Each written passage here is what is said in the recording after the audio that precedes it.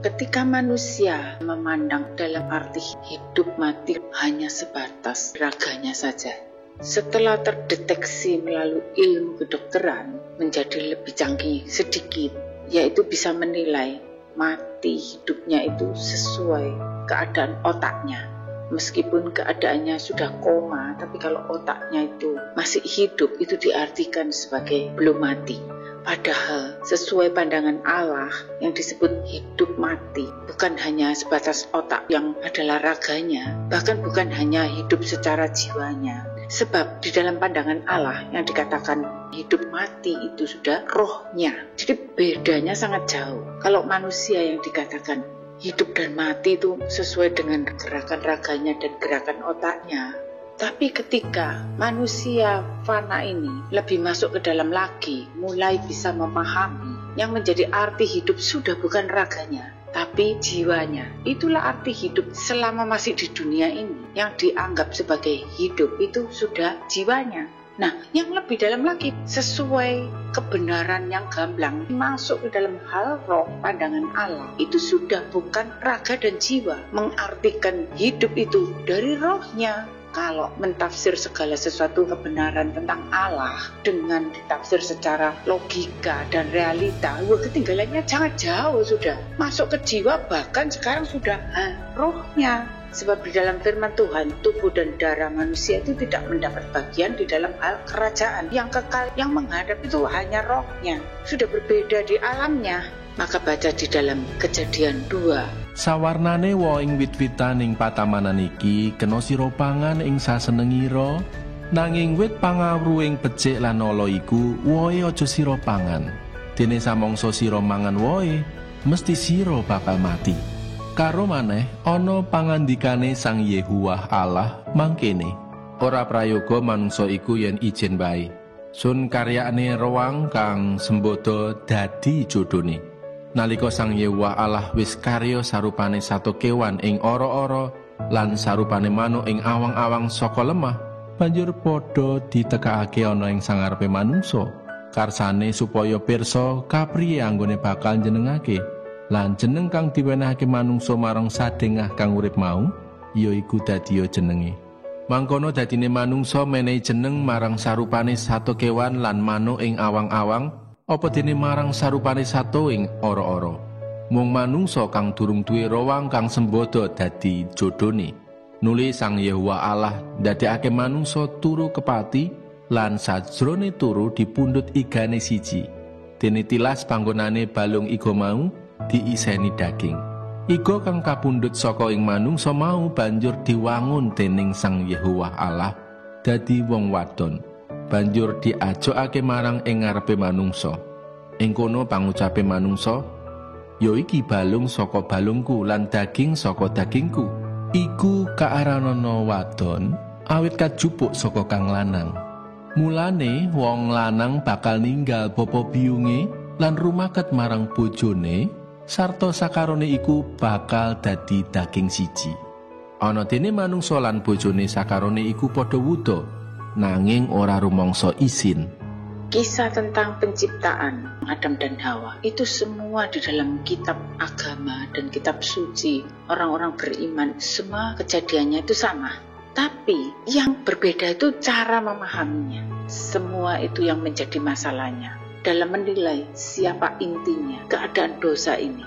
Nah, hampir semua itu mempersalahkan Hawa dalam hal membedah perkara ini. Ya tentu sudah pasti Adam yang lebih dulu menjadi tumbuh dan menjadi subur benih kejahatannya itu.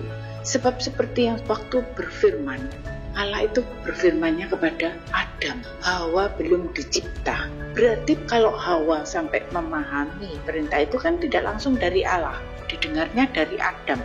Bahkan mungkin Adam tidak menceritakan kepada Hawa ketika Allah itu berfirman. Nah, waktu kejadiannya Hawa tertipu dimakannya buah itu dan kemudian ditawarkan, bukannya dilarang, tapi Adam memakannya. Secara nalar manusia seharusnya sudah mempunyai arti hidup secara otaknya. Pastinya Adam terkejut dan mungkin bisa marah kepada Hawa. Kemudian dia akan memperhadapkan kepada Allah, meminta pengampunan untuk Hawa. Tapi tidak demikian yang dilakukan Adam. Ditawari dimakan saja. Ketika Allah datang dan dia menuduh Hawa, masih mempersalahkan Allah. Kok menciptakan Hawa di sampingku? Loh, jahat lo ini. Sudah goblok, tapi masih menuduh Hawa dan masih mempersalahkan yang mencipta. Lah, terus bagaimana nasib dunia ini? Kalau ada pemahaman bahwa seluruh malaikat harus tunduk dan menyembah kepada Adam, habis sudah dunia ini. Wong Adamnya seperti ini. Berarti itu yang dimaksud Adam yang kedua, yaitu Tuhan Yesus. Dari sinilah terjadinya benih di dalam Adam ada kejahatan, berkolaborasi dengan pemahaman dari iblis. Benih iblis yang ditaburkan, dikandung menjadi bibitnya Adam, sehingga waktu bersetubuh dengan Hawa, iblis kan bapaknya kejahatan. Maka kejahatan itu yang direfleksikan oleh Kain. Hasil kolaborasi manusia dengan iblis merefleksikan pembunuhan terhadap sesama ciptaannya, umat yang beribadah, berandai-andai tentang kebenaran itu milik Allah.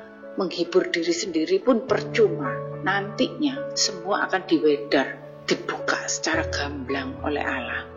Seorang nabi pun bisa jahat seperti Adam. Nabi pertama yang hidupnya di Eden, yang bergaul dengan Allah dan para malaikat, itu saja bisa mempunyai benih jahat dan pemahamannya itu bisa goblok. Nah, kita harus bisa menerima. Memang firman itu datangnya dari Allah. Dia terang dan kebenaran. Tapi manusia yang memahami, yang menangkapnya. Sebab Yesus berkata, daging dan darah, yaitu raga dan jiwa, itu tidak mendapat bagian di dalam hal kerajaan Allah. Berarti yang diartikan hidup itu rohnya, sehingga harus proses. Mengalahkan individual itu mutlak, jalan salib itu begitu. Karena yang menjadi pemenang itu roh, bukan raga, bukan jiwanya. Seperti yang ada di dalam Lukas 1 ayat 26 sampai 35. Allah ngutus malaikat Gabriel menyang Nazaret ing wilayah Galilea. Nemoni prawan kang pacangan karo wong kang aran Yusuf, tedhake Daud. Prawan mau asmane Maria. Nalika malaikat mau lumebet ing omahe Maria, banjur ngendika, Salam, kowe kang kinasihan. Pangeran tansah nganti marang kowe. Krungu pangandika mangkono iku, Maria kaget lan pitakon ing sajroning ati, apa tegese iku? Malaikat nuli ngendika, Aja wedi Maria, awit kowe oleh sih kanugrahan ana ing ngarsaning pangeran. Lah kowe bakal ngandhek lan bakal nglairake anak lanang. Iku jenengna Yesus. Bocah mau bakal pinunjul lan kasebut putraning Allah kang Maha Luhur. Apa dene Allah bakal maringake dampare Daud leluhure marang panjenengane. Panjenengane bakal jumeneng dadi rajaning para turune Yakub nganti salawas-lawase. Sarta kratone iku bakal ora ana wekasane. Maria banjur matur marang malaikat mau, Menika sagedipun kalampahan kados pundi? Jalaran kawula dereng emah-emah. Paring wangsulane malaikat, Roh Suci bakal nedhaki kowe, sarta kuasane kang Maha Luhur bakal ngayomi kowe. Mulane bayi kang bakal lair iku bakal kasebut suci, putraning Allah. Jadinya karena Adam itu tidak memahami firman-Nya dan tertipu oleh naga untuk melakoni kehendak dan rencana Allah, maka dari firman-Nya itu yang harus turun melawan naga terjadinya yaitu Yesus sebagai perkataan firman Allah. Seperti perkataan kita itu kan dari hati kita keluarnya kata-kata, dan setiap keluar kata-kata itu mesti ada disertai nafas kita pun ikut keluar. Maka terjadilah suatu perkataan yang bisa dipahami oleh manusia. Kehendak dan rencana Allah itu sehingga Yesus terlahir di dunia supaya pemahamannya itu jelas di dalam Allah berfirman, meskipun menerima pewahyuan seperti yang diterima oleh para nabi di dalam perjanjian lama dan sampai hari ini diterima oleh orang yang mempunyai karunia nabi, tidak bisa memahami karena tidak disertai nafas Roh Kudusnya. Setiap kata-kata yang keluar tanpa ada nafas, bagaimana bisa memahami? Coba praktekkan.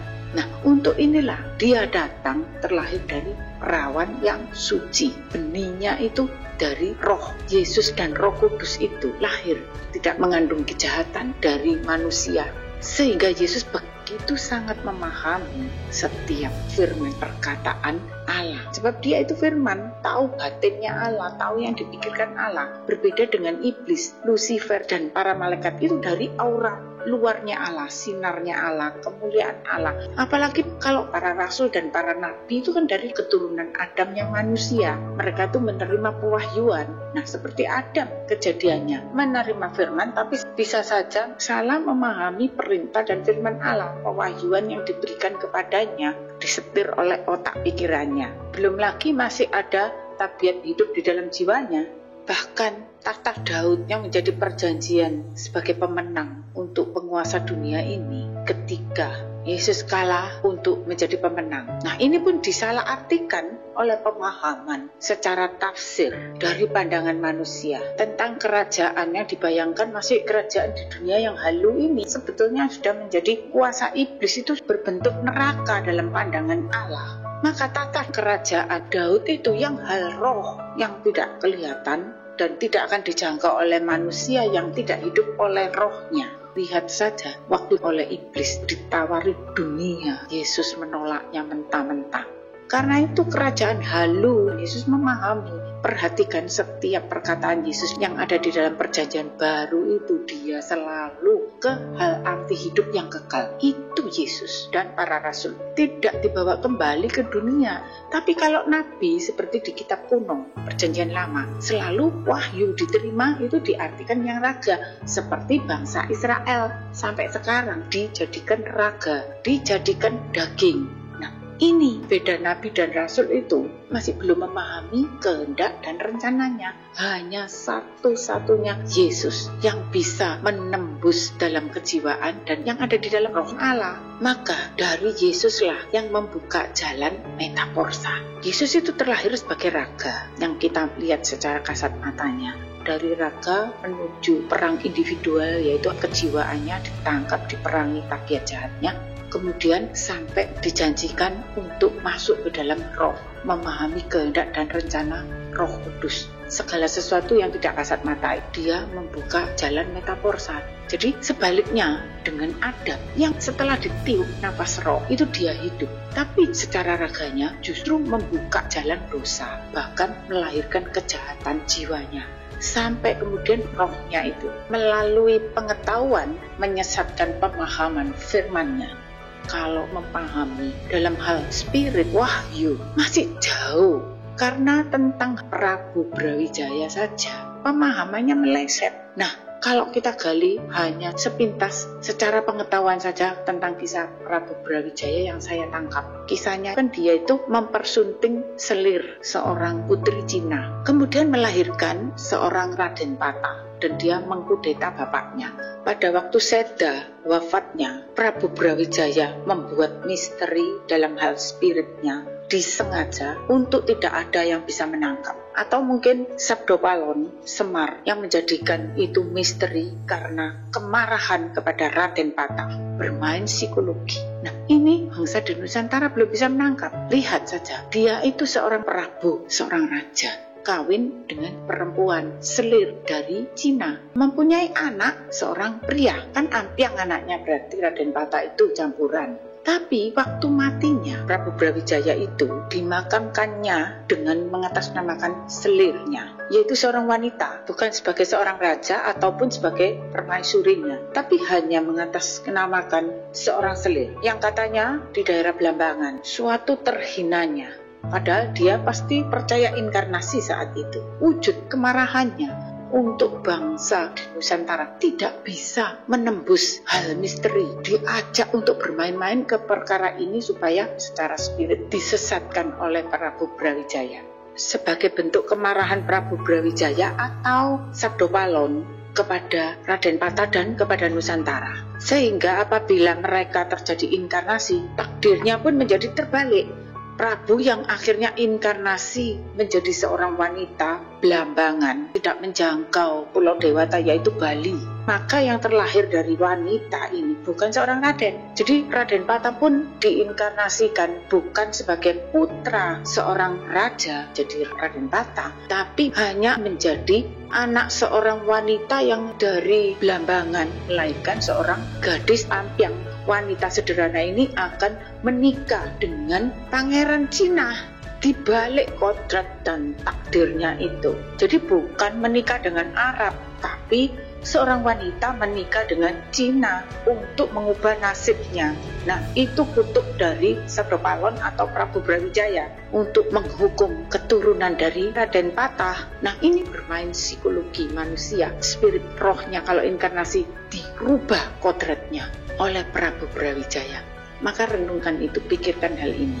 Kuncinya, melalui mimpi, penglihatan itu sesungguhnya adalah wahyu yang diterima saudara kami dan makin memantapkan, bisa menjadi ilustrasi apa yang terjadi di dalam spirit roh semesta ini, sehingga memantapkan saya untuk mewedar dan berbagi. Tanggal 25 bulan 12 kemarin, dia seorang ibu yang umurnya itu 80 tahun lebih. Jadi sudah usur. Dia bermimpi melahirkan anak. Tapi anak yang dilahirkan itu berupa tai, kotoran manusia. Walau dicabut dan terus dilahirkan, tidak bisa berhenti. Keluar terus, tidak putus-putusnya sampai terbangunnya dari tidur.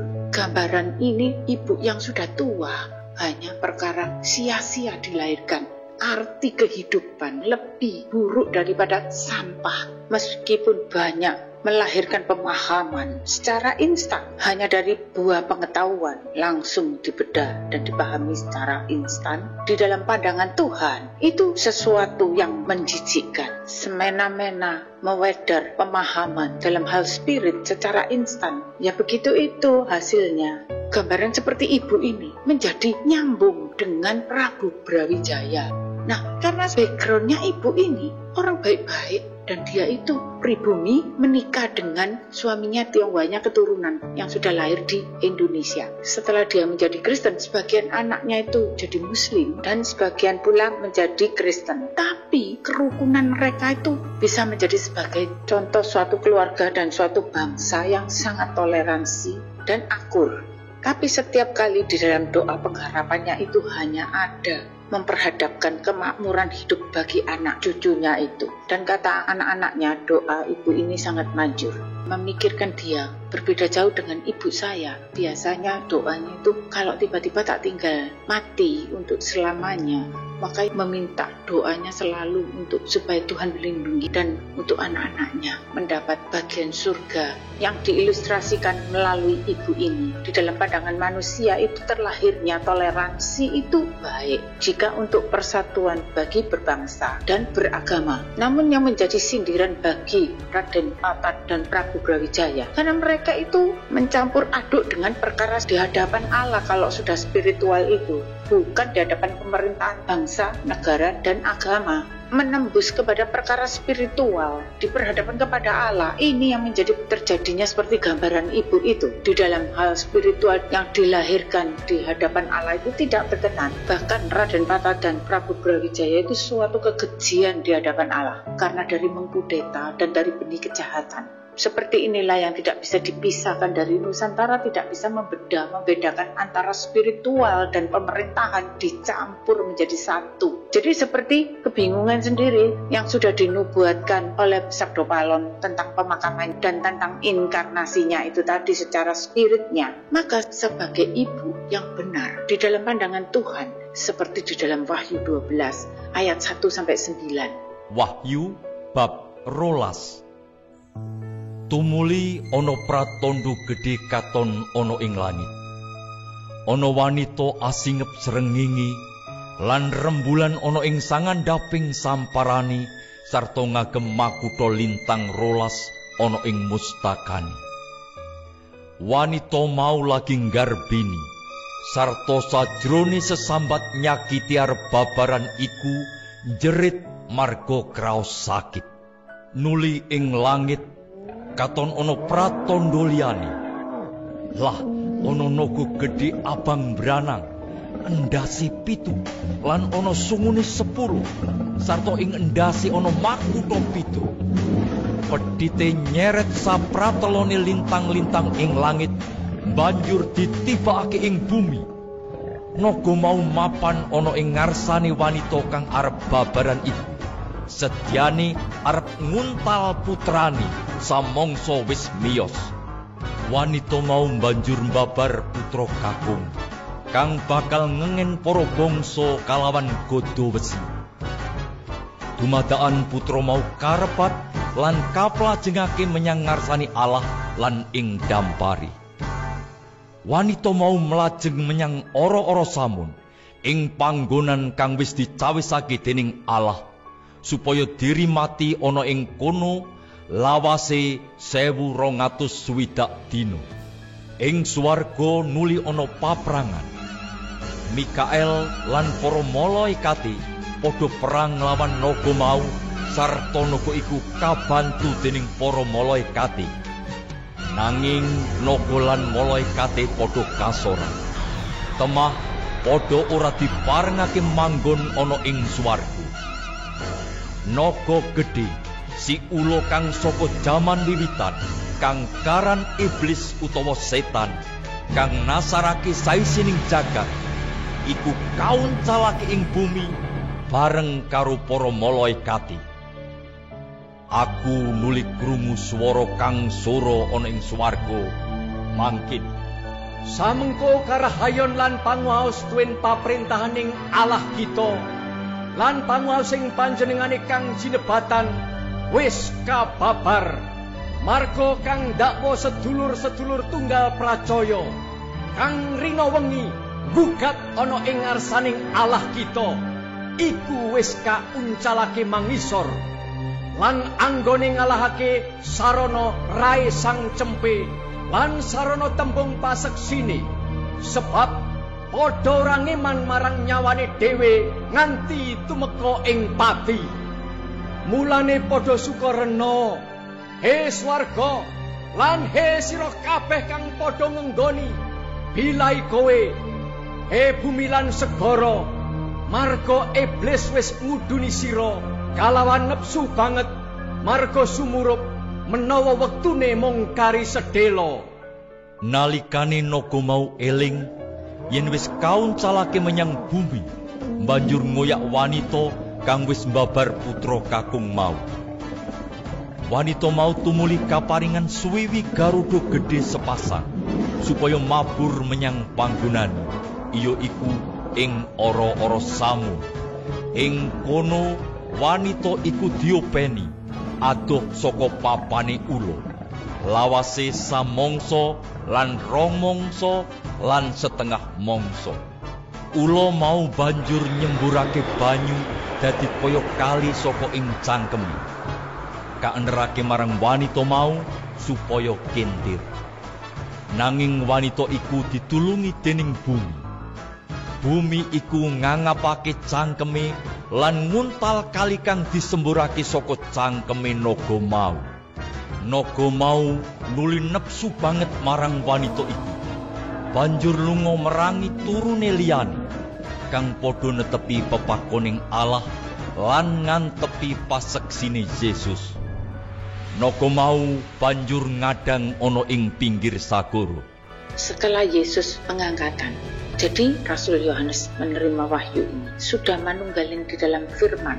Namun untuk memahami tentang hal akan datang dan akhir zaman, Rasul Yohanes tidak memahami sebelum Roh Kudus itu turun seperti janji Yesus. Berarti ini saat sudah manunggalin di dalam firman, yaitu berarti memerangi individual sebagai jalan salib, martir. Maka Roh Kudus itu turun, itu menjadi kandungan segala mimpi dan penglihatan yang sesuai dengan kehendak dan rencananya itu. Kalau sudah terlahir pemahaman untuk hal-hal yang kekal, bukan untuk terjadinya raja di bumi, terjadinya penguasa di dunia, itu dinubuatkan sesuai raga. Maka saya pesankan bagi mereka yang percaya, Bedakanlah antara pemerintahan bagi kekuasaan, supaya biarlah pemerintahan mempunyai otoritasnya, tidak dicampur adukkan agama diperhadapkan kepada Allah. Karena kalau tidak membunuh, ya dibunuh oleh musuhnya. Nah, ini tidak bisa mengatasnamakan seorang nabi atau mengatasnamakan Allah. Biarlah mengatasnamakan kekuasaan saja, dan itu memang jalan yang harus dipisahkan. Tidak ada berpolitik itu tidak jahat, habis negara dan bangsanya. Sebab nanti kalau Allah memerintah tidak melalui manusia, tapi melalui firman dan kebenarannya, tidak ada yang bisa dipercaya mewakili Dia. Justru dicampur baur itu menjadi penghinaan terhadap nama Allah. Kalau berpolitik dan berkuasa membunuh musuhnya atas nama Allah, itu yang paling jahat kepada Allah. Amin.